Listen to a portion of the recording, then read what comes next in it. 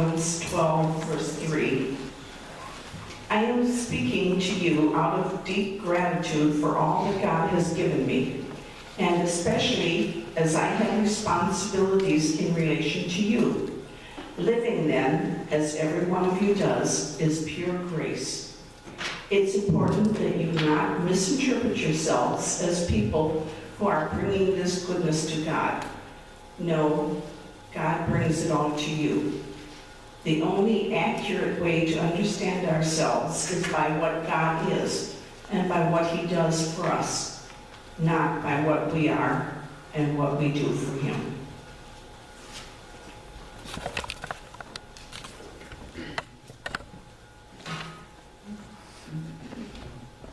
Good morning.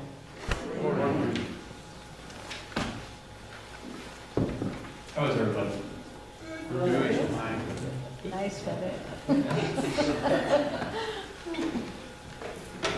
So for the last couple of weeks, we've been talking about masterpiece, looking at all of the wonders in God's creation, or not all of them because there are too many, but several, looking at the Master himself. And we've been at that for a while, and we wrapped that up last week. This week, we're going to cover a very exciting topic, one that I know you've been looking forward to talking about, one I know is just changing your life at this very moment. The focus of our discussion today is me. Well, you, us, we. Who are we, specifically, intentionally, generally, across the board? Who are we? Taking a closer look at who we are. That's what we're going to do the next couple weeks. We're going to bring the magnifying glass up in a couple areas of our lives and take a look at us in high definition. So I want to leave you, well, not leave you, but get you started with this idea that's going to carry us through the series, okay? This idea right here. Who we think we are is a reflection of who we think God is. Who we think we are is a reflection of who we think God is. For instance, if you think that you are loved, then you think God is loving, right? If you think very poorly of yourself, then you may not think of God as a master craftsman. And if you think that you're God's gift to humanity, then at the very least you believe that He's a loving provider. That was a joke. So if you want to take notes, there's a section on your bulletin to do so, and I encourage you to do that. It's not that what I have to say is profound by any stretch of the imagination, but oftentimes what I've found is when I'm preaching, when anybody else is preaching, they have their set thing that they're going to say. Like, I have this right here that I'm going to say, and there might be some other stuff that sneaks its way in, but a lot of times the Holy Spirit has a way of saying something a little bit different to each of us. Has a way of saying something intentional to each of us. And I don't want you to forget that or pass by it or dismiss it in your head, because it may be very important to what God is doing in your life right now. So if you're taking notes, and I encourage you to do so, write at the top of your notes, who am I? Who am I? Which is a good question, so let's play Who is Pastor Tyler?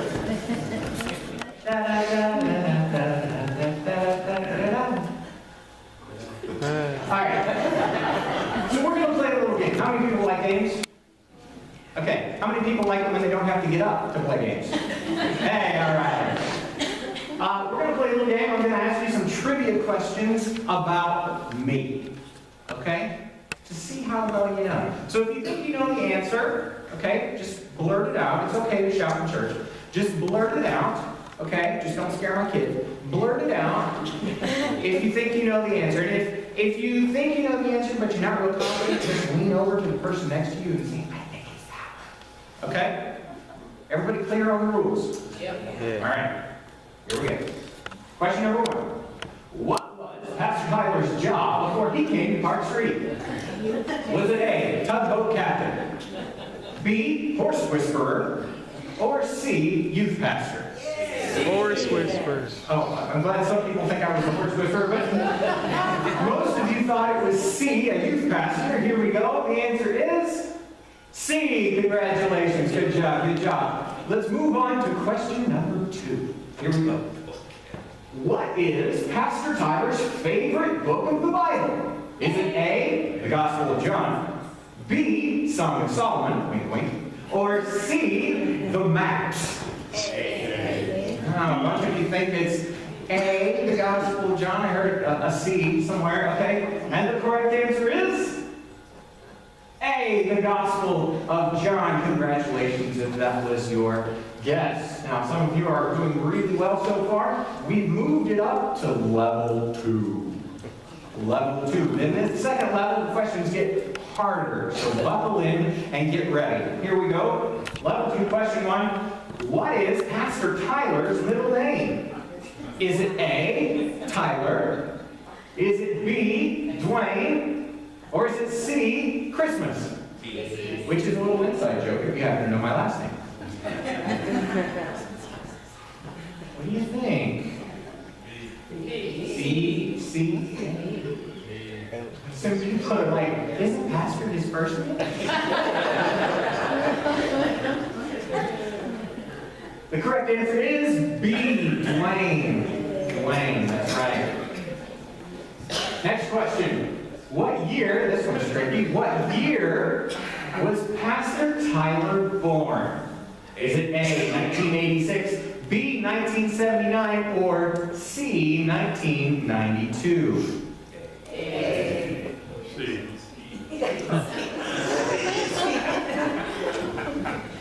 Most of you thought it was A. Which is the right answer.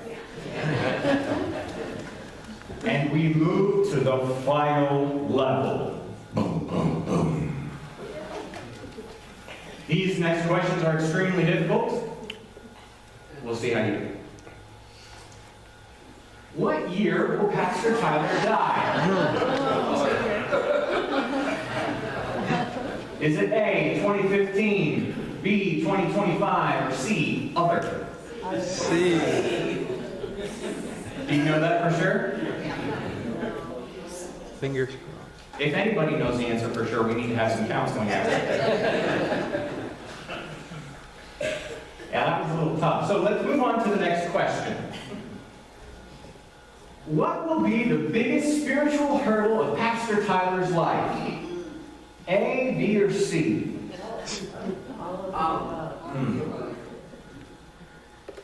See, we've been together, you and I, for about 3 years, give or take.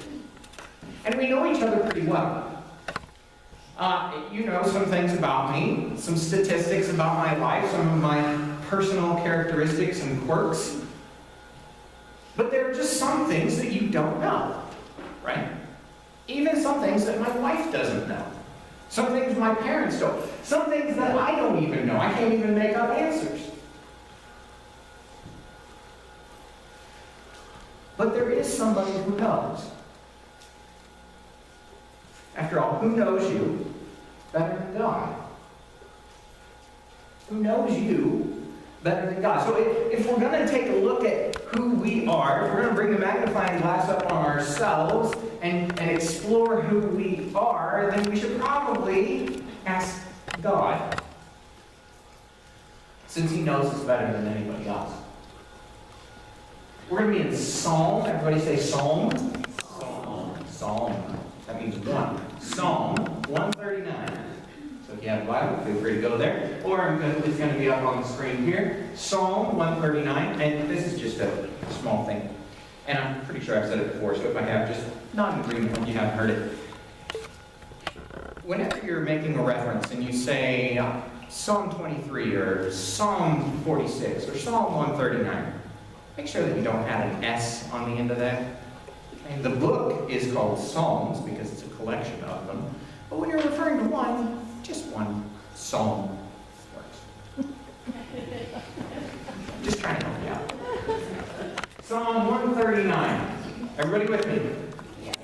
Is anybody disappointed you didn't get a prize for the trivia? Okay. Good.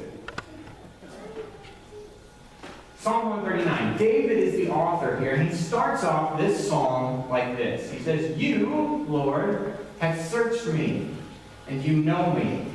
Remember, psalms are prayers. They're songs written to God. And they're very heartfelt. It's like peeking into the journal or the diary of the psalm writer.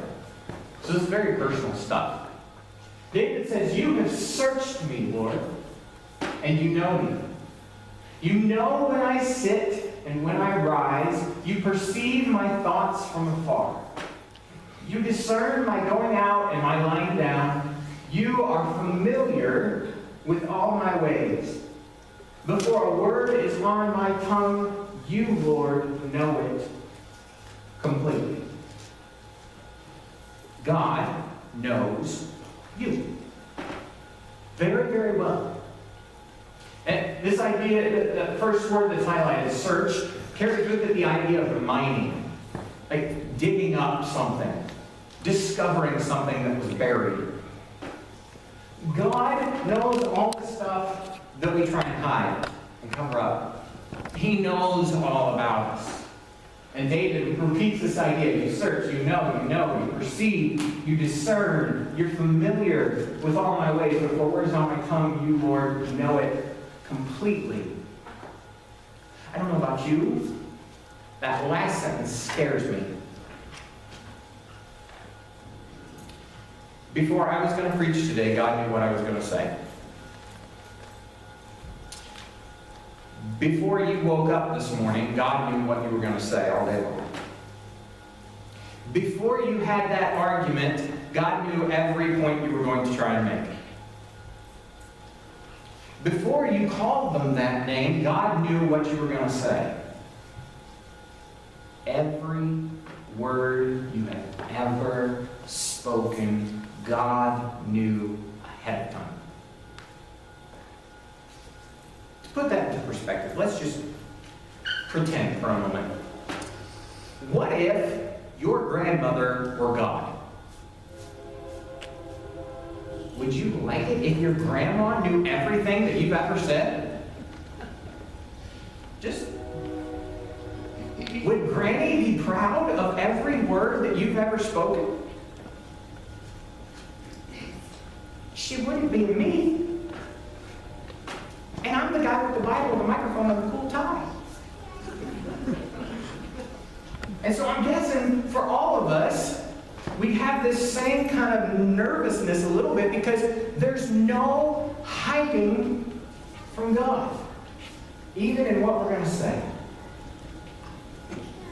Look what David goes on. He says, "You hem me in behind and before. You lay your hand upon me. Such knowledge is too wonderful for me, too lofty for me to attain. Where can I go from your spirit? Where can I flee from your presence?" He continues. He says, "If I go up to the heavens, you are there. If I make my bed in the depths, you are there. If I rise on the wings of the dawn, if I settle on the far side of the sea, even there your hand will guide me. Your right hand will hold me fast." He says, not only, God, do you know everything about me, I can't get away from you. Like, I want to put up a privacy filter, cover up what I'm doing before God, but I can't. There is no escape. And David is writing this not so much in the scared fashion that we have, but as a comfort. It doesn't matter how far I go, God, I'm never far away from you. Like, no matter how bad I mess up, no matter how bad things get, no matter how dark things get, God, you're still there. You got me. My son Parker's very attached right now. And so if he sees us leave the room,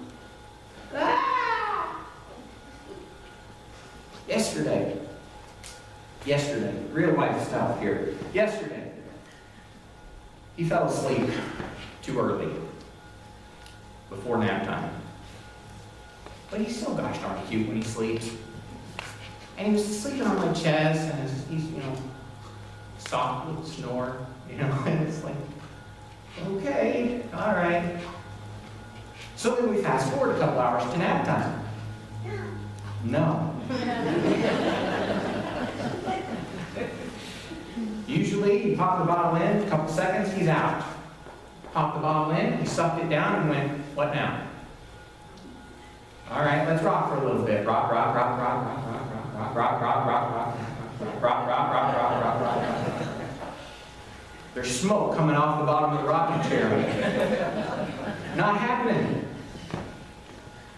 So I laid down with him on the bed that's up there, not the crib. Laid down with him on the bed that's up there, had my hand on him, he felt me up against him, and he fell asleep. It's the same sort of idea. God, your right hand is right here on my chest. You got me.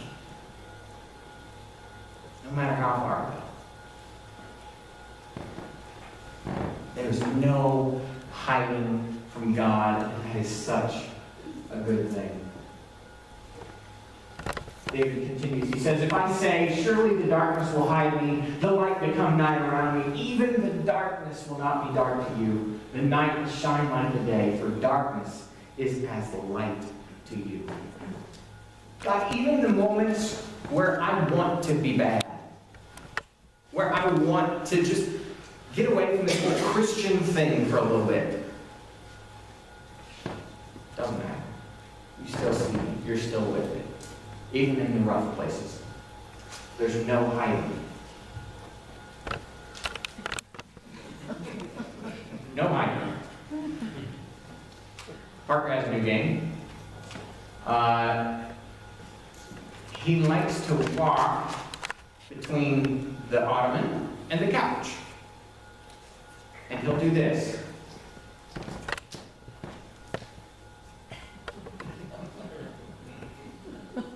Say, where did Parker go? And with the puffy hair, he's not hiding at all, right? And usually there's still an arm that's just trying to keep balance up on top. It doesn't matter how hard he tries, we can still see him. And we try and do the same thing with God. We say, God, you don't see me. God, it's okay what I'm doing. I'm not doing anything. God says, I see you. I see you. He knows everything about you. Everything. And you are known by God. Are you getting this general idea? Okay. Because we're going to move on.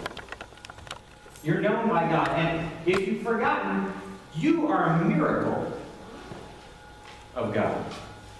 Did you know that? You're a miracle. In case you need a reminder, here you go. Some of us have this overwhelming appreciation for babies, and you should. The whole pregnancy process. It's incredible. It's miraculous. But how many times do we forget that we came from that? At some point in human history, we were a product of that. At some point, somebody was saying, you're a miracle. And yet, as our days go along and we live our lives, we forget that. We diminish our own self-value, and yet God sees us as something incredible. Something that He spent a lot of time on. David touches on that in Psalm 139. If you're taking notes, this is a good one. You're a reflection of God's creative excellence.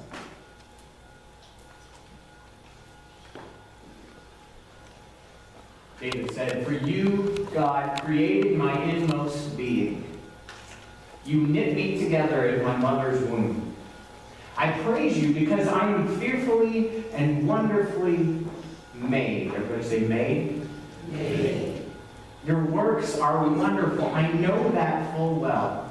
My frame was not hidden from you when I was made in the secret place, when I was woven together in the depths of the earth. Your eyes saw my unformed body.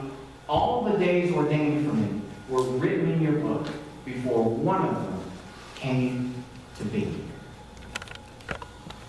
God knew what you would look like before the doctors did.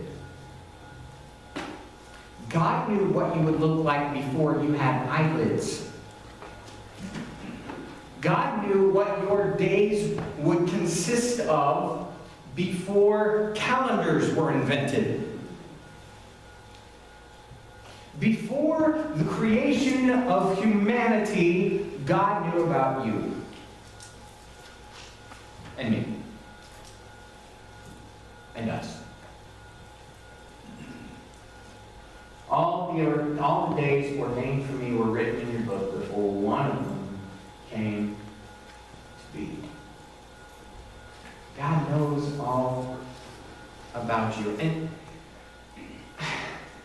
I don't know about you, but I like worshiping and serving a God who is beyond my comprehension. I don't want a God that I can wrap my mind around. I don't want a God that I can easily explain. Because if I can master Him, if I can describe clearly every detail about who He is and how He works and everything that He knows, then I become God and He's just a creation of mine. And yet, God, His thoughts are too wonderful, David says, too lofty for me to attain. You begin thinking about how God knew me before my parents existed. And that's beyond my understanding. And we need a God who's bigger than us. We need a God who is far greater than our understanding. Because oftentimes in our world, there are things that just don't make sense. There are problems that don't seem to have easy answers. There's an evil that just doesn't seem to be conquerable. And so we need a God who is beyond all of that. We need a God who's bigger to match and overtake that. I mean, we cry for justice all the time. David says, how precious to me are your thoughts, God. How vast is the sum of them. Were I to count them, they would outnumber the grains of sand. When I'm awake, I am still with you. God, you're bigger. God, we want justice. Seems like a day can't go by, and you hear about another accident, another attack, another stupid thing. We were in our Bible study this past week, either this week or the week before, talking about Grace, Max Lucado's book, and he shares a story where there's a woman, she was probably in her 40s or 50s or so. She's driving on her way home, and while she's on her way home, an 18-year-old boy, of all things, chucked a frozen turkey at the car. Now, it seems kind of funny, right? But a frozen turkey thrown at a car that's traveling 65 plus on an interstate is basically a cannonball. And so it goes into her windshield and shatters her face, so much so that she needs screws and bolts and reconstructive surgery. There's stuff that happens in our world, and we cry out to this overwhelmingly big God for justice. David does the same thing. And remember, this is a very personal, heartfelt prayer cry to God. David says this: if only you, God, would slay the wicked. Away from me, you who are bloodthirsty. They speak of you with evil intent. Your adversaries misuse your name. Do I not hate those who hate you, Lord, and abhor those who are in rebellion against you? I have nothing but hatred for them. I count them my enemies. You might not say it out loud.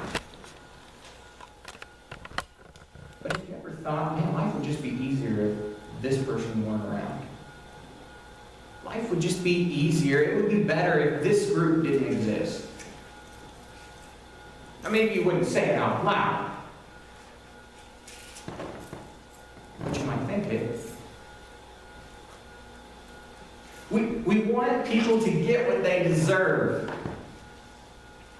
The liars, the cheats, the adulterers, the murderers, the prejudiced, those who bully, those who mock and make fun of. David's the same way. He's just a regular guy with regular worries, and he's basically praying, God, give those people what they deserve. All those bad people out there. Well, let me tell you a little bit about David. David was a murderer, and a liar, and an adulterer. That all happened after this was written. You know the story. David is king, life is good. He's sitting high on the hog, so to speak. They didn't really, because hogs were unclean, you know. Just a bigger speech. David is doing really, really well. The war is going well. He's on the winning side, so he's staying at home. Staycation. Doing really well. And he's up on the roof, because that's what you do when you're king. It doesn't make sense to the rest of us, but when you're king, you can do whatever you want.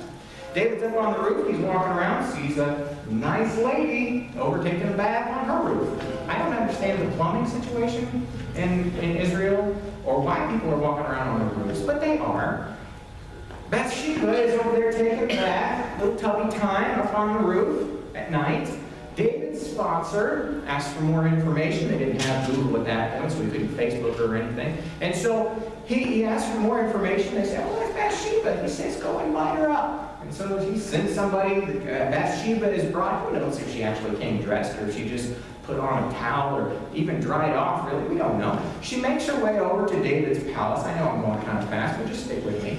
She makes her way over to David's palace. They do things that I can't quite explain. I already showed a birth video. That was fairly graphic. So just picture in your mind what they're doing. It's not right. And so they're doing things that, you know, two separately married people shouldn't do. And things get bad. Bathsheba gets pregnant. David freaks out. And then he decides, you know what? This is going to work out. I'm going to make sure that her husband sleeps with her. That doesn't work out at all because her husband says, I'm a man of honor. I've got some soldiers out in the field. How can I go home and relax while they're out working? David. So David decides this whole thing isn't working. Let's just kill him. Life would be better if we just didn't have this person around. And so he sends Uriah to the very front lines. He gets killed because that's what happens on the front lines of war. He gets killed and everything seems to be okay. David takes Bathsheba as his wife. He takes this new kid as his own son. And everything is fantastic until it hits the fan. And the prophet shows up at David's house. He says, David, what you did was wrong. And now God's going to give you what you deserve. And the child is taken away.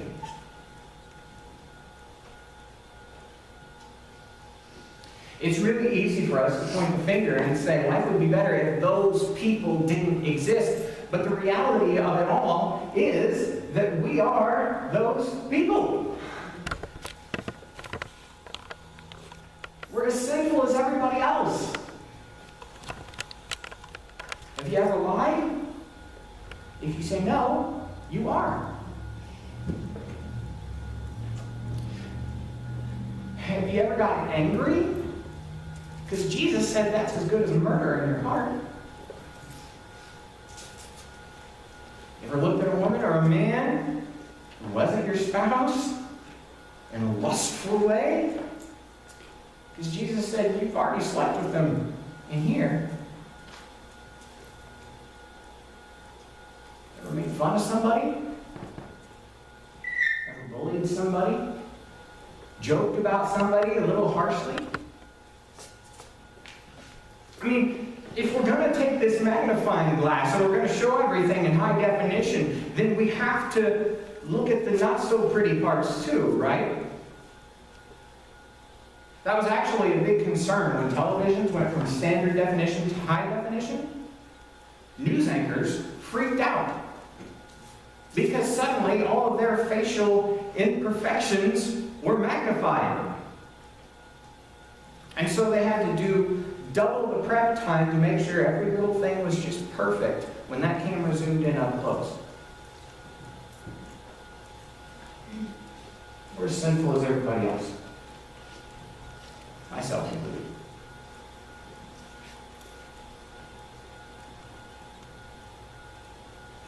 But, everybody say but. But God so loved you. Forget the world for just a second. God loved you so much that He gave His only Son, so that if you believe in Him, you get never-ending life with Him in paradise, with the one who loves you and knows you better than anybody else. Yeah, we're as sinful as everybody else. We are just human beings. But we are human beings who have been saved by grace through Jesus. We are defined by Him, not by our mistakes, not by our shortcomings, our failures, our missteps. We are miracles, reflections of God's creative excellence. But most importantly, we are saved by grace. And David, even in this long prayer, Psalm 139, where he starts off on such a high note, he throws a little personal jab against all those people. He ends with this very honest prayer, this honest look at himself. He says, "Search me, God, and know my heart. Test me, and know my anxious thoughts. See if there's any offensive way in me, and lead me in the way everlasting." He says, God, take a look in here, and if you see anything that's not right, fix it.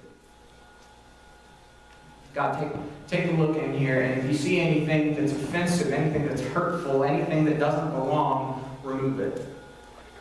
Lead me in the way everlasting.